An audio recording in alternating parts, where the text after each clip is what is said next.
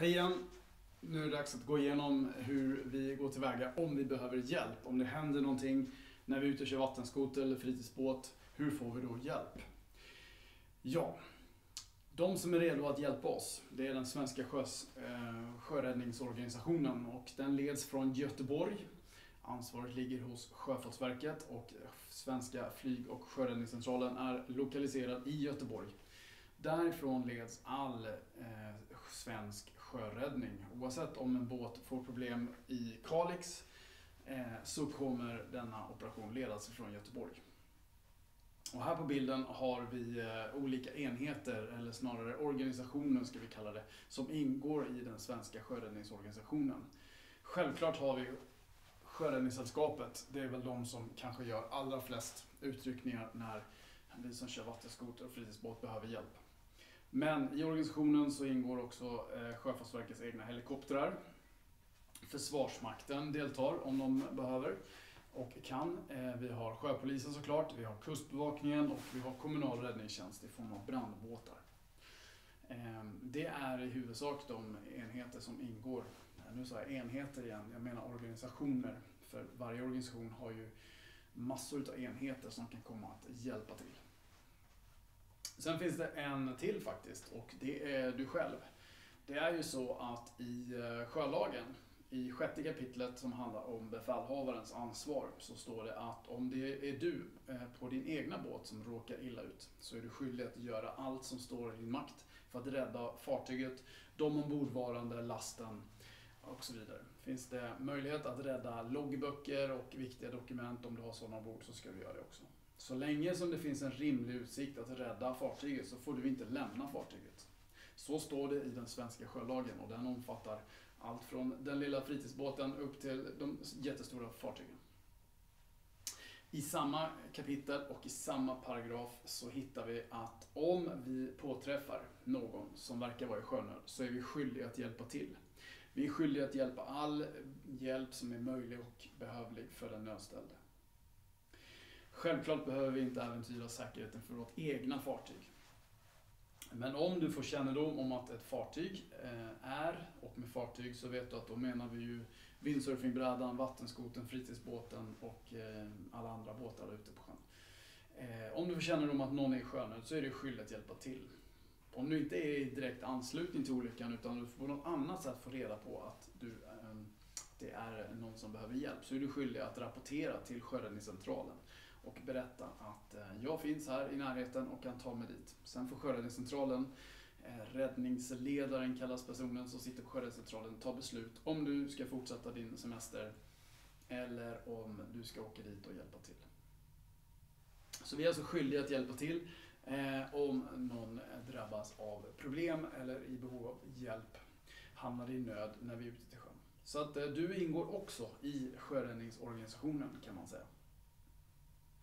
Då gäller det bara att få tag på den här. Hur talar vi om för andra att, eller för Sjöräddningscentralen i Göteborg då, att vi är i behov av hjälp? Ja, det är ju intressant. Då för detta behöver vi en hel del utrustning. Kanske inte jättemycket utrustning. Vi måste ha en mobiltelefon i alla fall. Det beror lite på var du befinner dig såklart. Men om många fritidsbåtar och vattenskotrar kör i sådana områden där vi har täckning med våra mobiltelefoner. Så en mobiltelefon, vattentät mobiltelefon, eller om den inte är vattentät så ska du packa den så att den tål vatten. Den ska givetvis vara fulladdad eller åtminstone ska du ha möjlighet att ladda din mobiltelefon under färd. Det är viktigt. Och vem larmar man då om man har mobiltelefon? Ja, men då ringer man ju 112, det tror jag att du kanske känner till sedan tidigare. Sen finns det ju appar idag som man kan ladda ner. Till exempel 112 har ju en app där det i princip bara är att trycka på en knapp. Så mobiltelefon, superbra, se bara till så att den tål vatten. Andra grejer då. Då finns det någonting som heter VHF som är en förkortning för Very High Frequency. Det är en radioapparat som utnyttjar ett antal frekvenser för kommunikation. Det finns flera kanaler att välja på, ganska många faktiskt. Men om du behöver hjälp med och vill använda en VHF, då ska du använda kanal 16. Och så gör du ett anrop.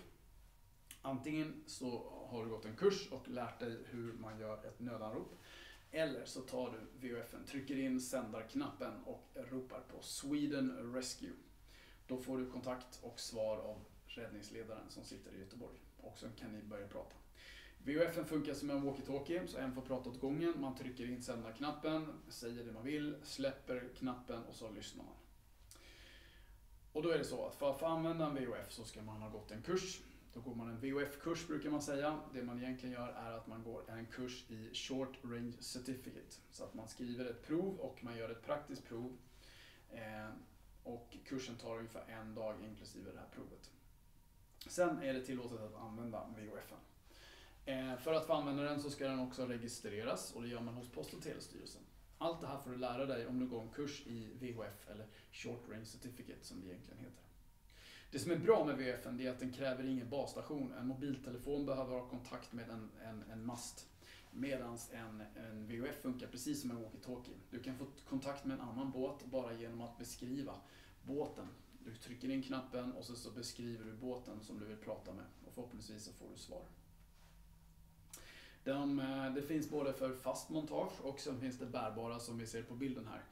Och de bärbara ska klara vatten. Det finns en IP-klassning som gör att de klarar vatten till en viss mängd. Och se till så att du har en sån som då är IP-klassad. Det finns fler finurliga funktioner i de här VHF-erna. Man kan köpa till olika saker så att man kan ännu snabbare få iväg ett nödmeddelande om man vill. Men det lär du dig på din VHF-kurs. Allt du behöver veta om hur man handhar en sån här. VHF alltså, bra komplement till mobiltelefonen just för att den behöver inte kontakt med en mobilmast utan man kan prata med båten bredvid bara genom att två antenner eller två VHF är inom varandras räckvidd. Sen finns det nödsändare av olika slag. Det finns nödsändare som kallas för EPIRB som man sätter på båten och registrerar till båten. Och om den löser ut då så vet man vilken båt det är och vilken position den båten befinner sig i som behöver hjälp. Det vi ser på bilden är en liknande grej. Fast den är en personlig nödsändare. PLB kallas den och det är en förkortning för Personal Location Beacon. Den registrerar du till dig själv och det finns en GPS i den. Så att om du löser ut den här, och det kan man bara göra manuellt, det finns ingen automatisk larmfunktion i den utan du måste börja med att dra ut antennen. Det gör man längst upp här, så drar man i den där svarta pluppen och så drar man ut antennen och så lyfter man på den här luckan här som ni har, den här. Lyfter på den, bakom den så gömmer det sig en röd knapp. Håller man in den röda knappen i 5 sekunder så går det iväg ett larm. Och då vet de vart du är och vem du är. Och så kommer de och hjälper dig. Jättebra grej. Batteriet håller i 10 år och den kostar ungefär en 300 per år då. Den kostar någonstans inköp mellan 3 000 och 4 000 kronor. Väl värt den investeringen. Den funkar ju även om du åker skidor eller kör motorcykel eller över hela världen. Du kan ha med den överallt. Den är inte speciellt stor, den är mindre än en mobiltelefon, större än en tändsticksask. PLB. Så där har vi några grejer som du kan överväga. Mobiltelefonen ska självklart med. Kanske en VHF, vattentät sådan, och en PLB. Sen kan man ju titta på de gamla klassiska nödsignalen också. Vi har en nödraket precis bredvid mig här. Sen har vi en nödbloss och längst bort här så har vi en röksignal. Om vi börjar med den längst bort, röksignalen, så hittar man den nästan alltid eller oftast i en livflott eller en livbåt.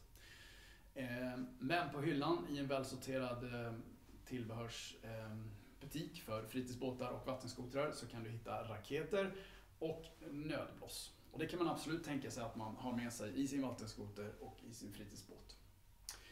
Nödraketen funkar som så att man avfyrar den och det finns en instruktion på själva raketen.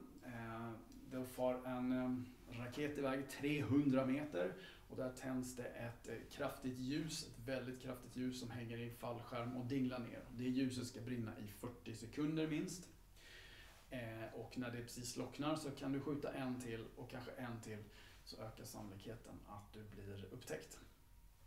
Nödblåset, det är också ett väldigt kraftigt ljus. ett sådär pass kraftigt ljus att man inte ska titta in i det med ögonen. Brinner i 60 sekunder. Den här är handhållen. Som den är nu så är den faktiskt upp och ner, så vi håller längst upp där. Och så löser man ut den genom att man drar i ett snöre. Och den brinner som sagt i 60 sekunder och den klarar även att bli blöt. Den fortsätter brinna under vattnet och sådana saker. Röksignalen, den kan du använda dagtid. Den avger en kraftig orange rök i 3 minuter. Röken syns bara så länge det är dagsljus.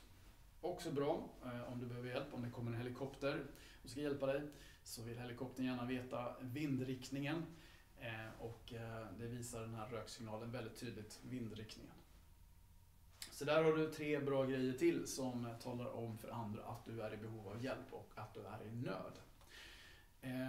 Vi lägger in en länk för dig som studerar förarbevis för vattenskoter och förintyg för båt, så kommer det finnas en länk till en utav tillverkarna av sådana här saker som heter Paynes Wessex. Och där får du en noggrann och bra genomgång i hur dessa funkar och du ser hur man löser ut dem och hur det ser ut när de brinner och så vidare.